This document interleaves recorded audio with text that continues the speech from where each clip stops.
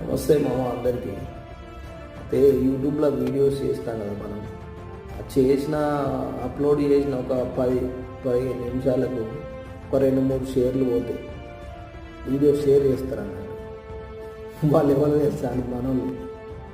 మనోళ్ళే వాళ్ళ ఫ్రెండ్స్కు మన ఫ్రెండ్స్కి తెలిసిన వాళ్ళకి కానీ ఆ వీడియో షేర్ చేసి మా అమ్మ వీడు దూరం ఎట్లా చేస్తాను వీడియోలు, అరే వీడు దూరం ఎట్లా చేస్తాను ఇట్లనే నాన్న చేసుడు. అరే భయ్ నీకు దమ్ముంటే ఒక వీడియో నాన్ స్టాప్ 1 నిమిషం మాట్లాడుకుంటారు, అది ఎంత కష్టం చెప్తుంది.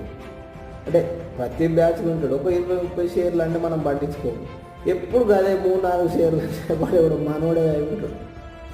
నీవు వీడియో ఏవా చేసుకునేమో మెచ్చవా, ఎందుకు మామ ఇట్లా? అరే చేస్తున్న ఎంకరేజ్ చేయరా అమ్మ, డైరెక్ట్ చెప్పు ఇట్లా కాదు నాకు ఇట్లా మంచి అట్లా చెప్పు అని.